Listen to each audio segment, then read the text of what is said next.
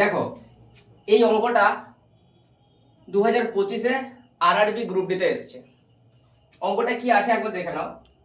বলেছে একজন ফল বিক্রেতা 1 টাকায় 2টি লেবু কেনে এবং 3 টাকায় 5টি লেবু বিক্রি করে, তার লাভের শতাংশ নির্ণয় করতে বলেছে। তাহলে দেখো, টাকা ছাড়া কিছু পাওয়া যায় না, এই জীবনে টাকা ছাড়া কিছু পাওয়া যায় না। ফেলো করি মাখতে। তাহলে দেখো, প্রথমে আমরা টাকাটাকে আগে লিখবো, তারপরে আমরা সংখ্যাটাকে লিখবো। ওকে, কি বলেছে? 1 টাকায় 2টো লেবু কিনেছে, 1 টাকায় 2টি লেবু কিনেছে। বিক্রি করার সময় কি করেছে? 3 টাকায় 5টি লেবু বিক্রি করেছে। এবার আমরা কি করব?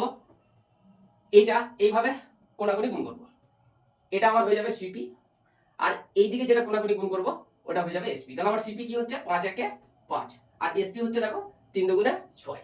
তাহলে 5 টাকার জিনিস আমি কিনে 6 টাকায় বিক্রি করছি। আমি স্পষ্টই দেখতে পাচ্ছি কত লাভ হচ্ছে। দেখো 1 টাকা লাভ হচ্ছে, কার উপরে? 5 টাকার উপরে। আমার শতাংশ চেয়েছে, মানে শতকরা চেয়েছে, তাহলে শতকরা মানে কি? 100। তাহলে 100তে কত? বাস এটা বার করে নাও। কত? 5 20 100, মানে 20%। অ্যান্সার কোথায় আছে? দেখো অপশন সিতে। তাহলে এইটা করতে মাত্র 2 সেকেন্ড সময় লাগবে, যখন তুমি এই কনসেপ্টটা বুঝে যাবে যে কোনটা সিপি হচ্ছে আর কোনটা এসপি হচ্ছে।